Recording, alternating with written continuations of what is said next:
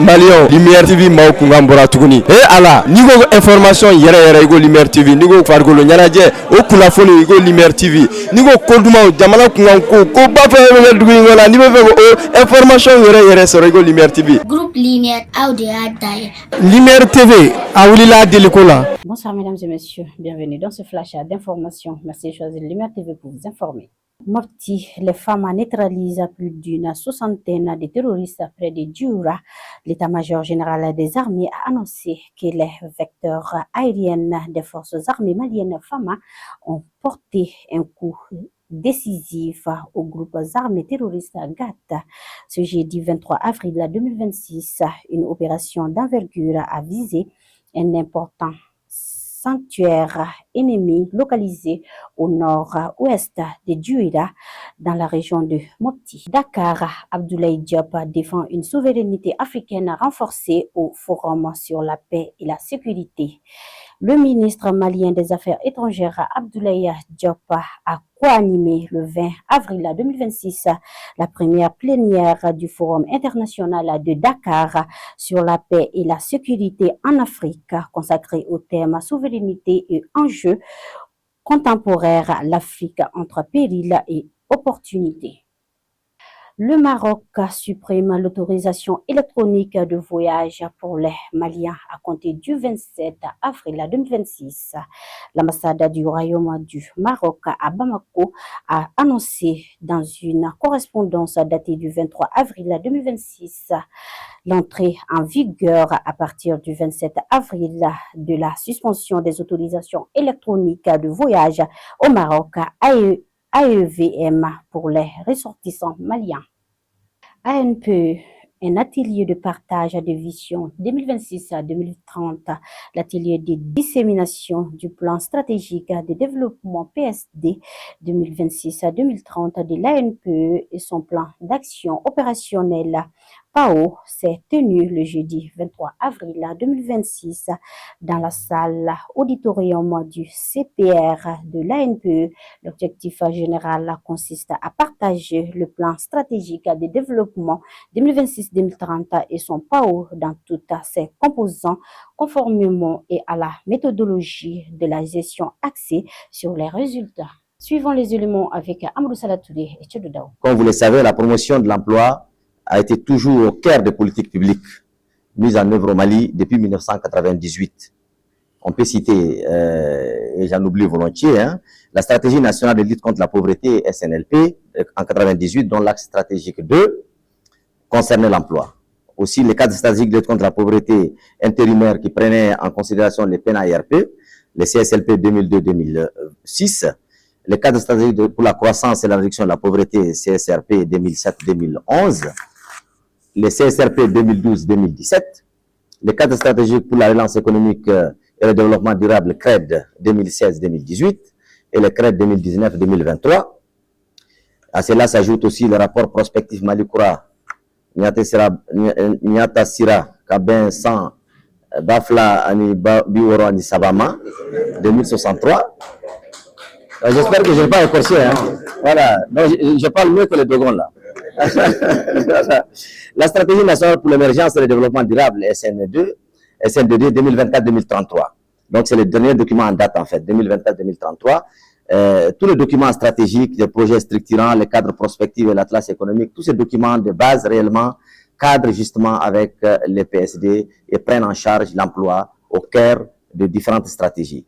Et nous nous sommes basés justement sur tous ces documents. C'est pour un rappel historique, mais aussi un rappel dans le présent au regard du cadre stratégique 2024-2033 au titre donc de cette planification pour cadrer avec la politique d'action gouvernementale, mais aussi la vision de son Excellence, le président de la transition, le général de l'armée Assimi Goïta, au titre de la refondation du pays, notamment en mettant en place des structures de gouvernance qui puissent orienter davantage les actions vers les publics larges, les publics cibles, donc notamment la population malienne, dans ces différents compartiments.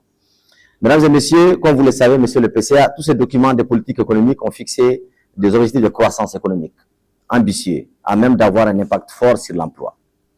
Le document de référence des politiques de développement en vigueur au Mali, notamment la vision Malikoura, vision de 2063, repose sur les scénarios du renouveau, comme je l'avais dit donc, et de la refondation.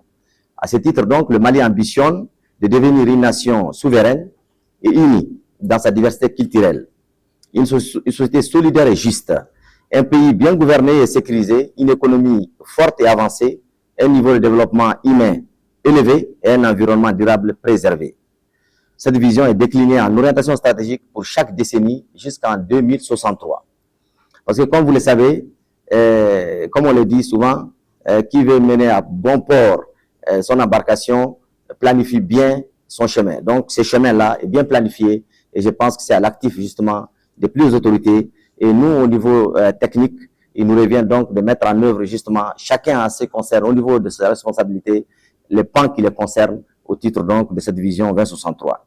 C'est dans ce cadre donc que je voudrais vraiment féliciter le département planification statistique et son chef de département, Modibo Koli Keita, qui est vraiment à pied d'œuvre justement avec l'ensemble de ses collègues, la cellule d'études prospectives, les centres de perfection et de conversion, l'ensemble des départements et des conseillers, conseillères, assistants, justement, qui n'ont ménagé aucun effort justement pour que ces documents soient et qu'aujourd'hui ils soient ici sur la table pour être disséminés. C'est dans ce contexte-là que l'ANP doit penser à son repositionnement ou à son positionnement, j'allais dire, et doit désormais composer avec ces changements, tout en s'inscrivant dans la mouvance de la gestion accessible aux résultats. Cette gestion accessible aux résultats, à titre de rappel, justement, est reposée sur un certain nombre d'engagements ou de substantifs, en tout cas, s'engager, réaliser, rendre compte, évaluer, apprendre et s'améliorer. Elle se doit donc non seulement de rester dans la course, donc de rester dans la dynamique, mais aussi d'affirmer son leadership. L'Agence nationale pour l'emploi, comme vous le savez, est l'ancêtre des services publics d'emploi au niveau du ministère en charge de l'emploi, créé en 1954, Office territorial de la main-d'œuvre, Office territorial du Soudan occidental, justement, et ensuite 1960, Office de la main-d'œuvre, en 84, Office de la main-d'œuvre et de l'emploi, et en 2001, l'appellation ANP a été donnée, et jusqu'en 2021, où les textes ont été donc revus avec la création de l'ONEF. Pour vous dire que c'est vraiment l'ancêtre des structures du ministère en charge de l'emploi. Et donc, à ce niveau, ce repositionnement, à travers ces plans, va aussi affirmer justement cette ancienneté et cette expertise dans le temps de la structure. Monsieur le Président du Conseil d'administration, Mesdames et Messieurs, l'environnement immédiat au niveau du marché du travail, et comme vous le savez, nous sommes dans une économie de marché, et le marché du travail aussi est ouvert. À ce niveau donc, l'ANP doit se repositionner, doit changer pour ne pas disparaître. Et donc, à ce niveau-là, ces plans aussi restent un facteur innovant, justement pour que ces positionnements et cette posture qui doit être la nôtre pour les décennies à venir soient réellement une réalité vis-à-vis des exigences de ces différents marchés, que ce soit les marchés de façon générale où l'économie des marchés est forte, où nous avons une forte concurrence, mais aussi les marchés du travail où l'ouverture est faite justement de part et d'autre au niveau des acteurs du secteur. Et c'est ainsi donc, mesdames et messieurs, que l'ANPE justement a imaginé toutes ces bonnes méthodes dans le cadre de ces PSD et justement pour assumer sa mission de promotion de l'emploi. Ainsi donc, le premier plan stratégique de développement 2016-2020 a été élaboré, battu autour d'un objectif de développement qui consistait à faire de l'ANP d'ici 2020, ça c'est par rapport au plan précédent, un service public d'emploi performant et adapté aux exigences du marché du travail. Et une évaluation de ces PSD 2016-2020 a fourni des éléments de base pour l'élaboration d'une nouvelle génération, PSD 2021-2025, avec comme vision justement de faire encore de l'ANP un service performant pour la promotion de l'emploi et des compétences pour tous. Et en mars 2025, ça c'est un peu un rappel historique, depuis 2020, 2021, etc. Donc en mars 2025, une évaluation à mi-parcours du PSD 2021-2025 a été réalisée sur la période 2021-2024. Le résultat de cette évaluation à mi-parcours donc a permis justement d'avoir des éléments de base pour l'élaboration de la nouvelle génération du PSD 2026-2030, donc à l'horizon 2030. L'objectif stratégique justement de développement à l'horizon 2030 sert de boussole pour ces plans. Il s'agit donc encore de faire de l'ANP un service performant, mais cette fois-ci ouvert aux innovations technologiques pour la promotion de l'emploi et des compétences pour tous. La mission de ces PSD est d'accompagner les chercheurs et offreurs d'emploi à travers des services performants et innovants, de renforcer les capacités professionnelles et de contribuer à la mise en relation efficace entre les compétences et les opportunités. Comme vous le savez, nous sommes dans un marché où l'adéquation entre les offres et les demandes d'emploi est très forte et on ne s'en laissera pas de le dire, cette inadéquation donc a besoin de correctifs. Et ces correctifs ne sont pas seulement l'apanage de l'ANPE, c'est vraiment au titre de l'économie nationale qu'ils doivent être apportés. Et donc, ce plan apportera sa pierre à l'édifice. Les grandes lignes consignées dans ces plans, effectivement, s'inspirent des orientations, comme je l'ai rappelé, de la politique nationale de l'emploi, du ministère en charge de l'emploi, de la vision Malikoura 2063 et la stratégie nationale pour l'émergence et le développement durable 2024-2033. Pour le suivi des objectifs, une matrice d'indicateurs a été élaborée. Et pour ce qui est du suivi des produits et des activités relativement justement à cette matrice, un tableau de bord a été élaboré également et constitue justement les plans d'action opérationnels qui va être donc un outil de choix et qui constituera justement un moyen privilégié de contrôle et de suivi. Et comme vous le savez, mesdames et messieurs, monsieur le PCA, toute planification qui n'est pas suivie donc ne pourra pas atteindre les objectifs assignés. Et c'est en cela que cet outil, cette matrice justement de suivi pourra nous aider à mieux voir et à corriger au fur et à mesure avant la période finale, justement les insuffisances à mi-parcours, mais aussi à mi-chemin. Monsieur le Président du Conseil d'administration, mesdames et messieurs, participants à l'atelier, la direction générale fonde beaucoup d'espoir sur cet atelier, car il permettra non seulement de partager sa vision à l'horizon 2030 avec ses partenaires stratégiques, mais aussi de consolider les pistes de collaboration pour la promotion de l'emploi. Sur ce donc, monsieur le PCA, mesdames et messieurs, je souhaite plein succès aux travaux de l'atelier. C'est un immense plaisir pour moi de présider la présente cérémonie d'ouverture de l'atelier de dissémination du nouveau plan stratégique de développement PSD de l'ANPE, version 2026-2030, qui a été adopté par le conseil d'administration pour sa mise en œuvre effective. Je suis d'autant plus complet pour la tenue de cet atelier qu'à titre de rappel, l'idée d'avoir un plan stratégique pour l'ANPE a été inspirée et soutenue par le conseil d'administration lors de ses différentes sessions. L'idée a été matérialisée par la direction générale qui, après un audit organisationnel, a élaboré le premier plan stratégique de développement approuvé par le conseil d'administration en 2012, pour la période 2012-2020. En outre, en 2015, afin de répondre efficacement aux exigences du marché du travail, ce plan stratégique de développement a été revu et rénové en y appliquant les principes et les méthodologies de la GAR, gestion axée sur les résultats. À la faveur d'un diagnostic opéré par le Bureau national du travail, BIT, basé à Dakar. Ce travail a abouti à l'élaboration des plans stratégiques pour 2016-2020 et 2021-2025 ayant permis l'arrimage avec les plans de travail annuels de l'ANPE. Et l'obtention de résultats considérables, maintes fois appréciés par le conseil d'administration. Faut-il rappeler, le plan stratégique constitue un document référentiel. Je répète encore, un document référentiel dans l'examen des dossiers soumis au conseil d'administration. Madame la conseillère technique, monsieur le directeur général, distingués invités, de nos jours, pour asseoir sa crédibilité et sa performance, toute entreprise publique ou privée doit pouvoir se projeter vers l'avenir dans une vision partagée avec des objectifs clairs et des indicateurs vérifiables. Un plan stratégique de développement qui s'inscrit dans cette approche est à saluer et mérite d'être partagé au niveau des structures opérationnelles, d'où l'importance de cet atelier. Il est évident que face aux mutations consécutives, aux graves crises multidimensionnelles que connaît notre pays, l'ANPE doit faire sa mue en vue d'obtenir un meilleur positionnement stratégique parmi les autres structures du secteur de l'emploi et de la formation professionnelle. Elle doit non seulement s'adapter, mais aussi anticiper sur les changements tant exogènes qu'endogènes. Le conseil d'administration, par ma voix, tient à féliciter le directeur général et l'ensemble du personnel pour l'élaboration de la nouvelle version du plan stratégique et l'organisation d'un atelier afin de partager le contenu de ce document si précieux pour la structure. J'ose espérer que la vision de ce plan stratégique sera couronnée de succès pour faire de l'ANPE d'ici à 2030 un service public d'emploi performant, ouvert aux innovations technologiques pour la promotion de l'emploi et des compétences pour tous. C'est sur cette note d'espoir que je déclare ouvert l'atelier de dissémination du plan stratégique de développement nouvelle vision 2026-2030 et son plan d'action opérationnel.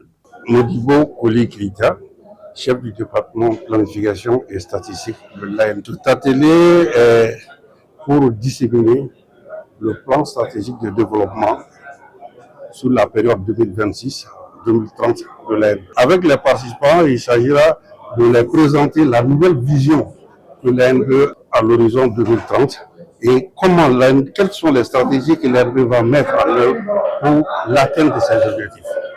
Et comment l'AME compte travailler avec eux, parce que l'AME n'est pas seul dans l'environnement de l'emploi et de la formation. Donc, pour mieux collaborer avec les autres structures, nous voulons vraiment les présenter les stratégies que nous pouvons mettre en œuvre durant cette période et voir comment nous pouvons cheminer ensemble. Pour ces stratégies, normalement, on a à peu près au maximum, il y a 4 objectifs et 5 objectifs stratégiques que nous avons visés. Premièrement, c'était de renforcer la situation institutionnelle de l'ANE. Deuxième vision, c'est de s'adapter à l'évolution technologique et aussi d'améliorer la visibilité de l'ANE. Troisième stratégie, c'est de faire la promotion de l'emploi salarié aussi bien que de l'auto-emploi. Quatrième stratégie, c'est de mettre en place des programmes de développement au niveau local pour pouvoir générer le maximum d'emplois, surtout au niveau des groupes cibles de l'ANE qui est constitué des femmes rurales, des personnes en situation de handicap, jeunes qui vont déscolariser ou non scolarisés, et aussi des diplômés sortant des écoles, que ce soit à l'étranger ou sur le plan national, comment les adapter, comment les permettre à se faire insérer. Et aussi, la dernière stratégie, c'est de promouvoir le renforcement des capacités. Parce que le gros problème au niveau du marché du travail national, c'est l'insuffisance du capital humain. Donc, cette stratégie permet d'accompagner les entreprises à développer les capitaux humains à travers la formation, que ce soit la formation par apprentissage ou la formation qualifiante, et aussi la formation continue pour permettre aux entreprises d'avoir le maximum d'atouts à leur niveau par rapport à la création de la richesse. FEMAFOOT, voici la nouvelle équipe de Mahazoudi Baba Sissé pour diriger le football malien. Une nouvelle ère s'ouvre pour le football malien après la cérémonie officielle de passation de service. La composition du nouveau comité exécutif de la Fédération malienne de football FEMAFOOT est désormais connue. À sa tête, Mahazoudi Baba Sissé s'entoure d'une équipe mêlant l'expertise technique, rigueur administrative et figure emblématique du sport national. Mesdames et messieurs, ceci met fin à ce flash d'information. Merci de l'avoir suivi et à demain. Salam alaikum, c'est moi Princesse Seida Maba, toujours la fierté de l'AES. Bamako Che Ani Muso Demsen, groupe Linéaire TV, Audi Adaye, Anyamokoba, Oye Tonton Amadou Salatouré. Malide Nuyo,